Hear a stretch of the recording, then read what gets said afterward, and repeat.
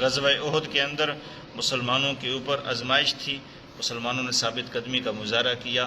صحابہ کے بارے میں کبھی بھی زبان مت کھولیں، صحابہ کی توصیف بیان کریں، ثنا بیان کریں۔ احد کے اندر جو بھی ہوا یہ لکھا ہوا تھا، لیکن صحابہ سے بڑھ کے کوئی ثابت قدم نہیں ہے، صحابہ سے بڑھ کے کوئی دین کا خیر خواہ نہیں ہے۔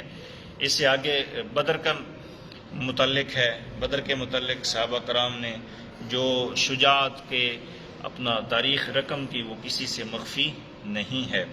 اس سے آگے شہادت کا بیان ہے۔ شہادت ہے مطلوب و مقصود مومن، نہ مال غنیمت نہ کشور کشائی۔ شہید کو بہت بڑے اعزازات سے نوازا جاتا ہے، بلکہ ترمذی شریف کی روایت ہے، حضور نبی کریم علیہ السلام فرماتے ہیں شہید جب اٹھے گا تو اس کے خون سے مشک کی خوشبو جاری ہوگی۔ شہید اپنے اہل خانہ کے کثیر افراد کے لیے شفاعت کا سبب بنے گا۔ شہید جب شہید ہوتا ہے تو اس کے خون کا قطرہ زمین میں بعد میں گرتا ہے، پہلے اسے جنت کے اندر اس کا مال دکھا دیا جاتا ہے، اللہ کا دیدار کرا دیا جاتا ہے۔ شہید ہونا ایک وصف ہے، اسی لیے اللہ تعالیٰ مجھے اور آپ کو شہادت کی موت عطا فرمائے اور مدینہ شریف کے اندر عطا فرمائے۔ حضرت عمر رضی اللہ تعالیٰ عنہ فرمایا کرتے تھے یا رب العالمین شہادت عطا فرما اور مدینہ کے اندر عطا فرما۔ تو اسی لیے شہادت کی موت مانگنی چاہیے، بلکہ حضور نبی کریم علیہ السلام فرماتے ہیں جو شخص شہادت کی موت مانگتا ہے اگر اسے بستر پہ موت آ جاتی ہے تو اللہ تعالیٰ پھر بھی اسے اپنے فضل و کرم کی وجہ سے اس کو شہادت کا مرتبہ عطا فرما دیتا ہے۔ اسی لیے اللہ تعالیٰ مجھے اور آپ سب کو ملت اسلامیہ کے فروغ کے لیے، سربلندی کے لیے کلمی طور پہ، اپنا بیانی طور پہ جہاد کرنے کی توفیق عطا فرمائے۔ اس سے آگے سورۃ نساء ہے، اور سورۃ نساء کے اندر خواتین کے مسائل ہیں، نکاح کے مسائل ہیں، وراثت کے مسائل ہیں۔ ہمیں وراثت کے مسائل پڑھنے چاہیے اور وراثت کے مسائل پڑھ کے اس کا شعور آگے پھیلانا چاہیے۔ بیٹیوں کو ان کا حصہ دینا چاہیے، بہنوں کو حصہ دینا چاہیے، جو پھوپھی ہیں ان کو بھی حصہ دینا چاہیے۔ جو وراثت میں حصے دار ہے ان کو قرآن و حدیث کے متعلق یا مطابق حصہ دینا چاہیے، وگرنہ حشر کا میدان، قبر کی منازل بڑی مشکل ہیں۔ وہاں درہم اور دینار والی بات تو ہوگی نہیں، وہاں تو نیکیوں کا لین دین ہوگا۔ آپ نے جس کا حق کھایا ہوگا اس کو نیکیاں دینی پڑیں گی۔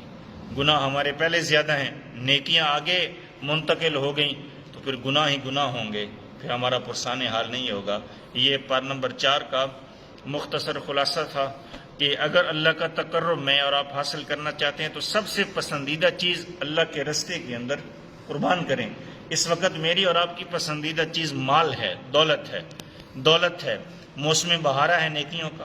فقراء کے اندر، غرباء کے اندر، رشتہ داروں کے اندر، علماء کے اندر، دین کے طلاب کے اندر بے دریغ بغیر سوچے تقسیم کریں، اللہ بھی آپ کو اپنے فضل و کرم سے عطا فرمائے گا۔ ایک چیز یہ سیکھی ہے۔ دوسری چیز یہ سیکھی ہے کہ میں اور آپ لوگوں کے دلوں میں زندہ رہنا چاہتے ہیں، اللہ کی رحمت کے قریب ہونا چاہتے ہیں تو مسلمانوں کے دلوں کو ملائیں۔ محراب و منبر پہ بیٹھ کے، ٹھیے پہ بیٹھ کے، ڈیرے پہ بیٹھ کے، کسی جتھے میں بیٹھ کے لوگوں کے اندر تفریق مت ڈالیں، لوگوں کے اندر محبت کی فضا پیدا کریں۔ امت مسلمہ کو اتفاق کی بڑی ضرورت ہے۔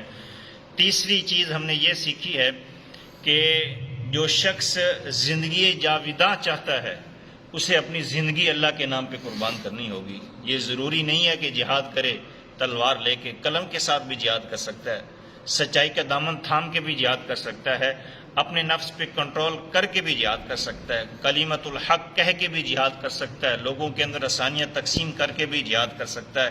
جنہوں نے قلم کے ساتھ جہاد کیا، نفسانی قوتوں کے خلاف جہاد کیا، مسلمانوں کو آسانیاں تقسیم کرنے کے لیے جہاد کیا، محراب و منبر پہ بیٹھ کے کلمت الحق کہہ کے مسلمانوں کو جوڑنے کا جہاد کیا، وہ لوگ آج بھی زندہ ہیں، وہ قیامت تک زندہ رہیں گے۔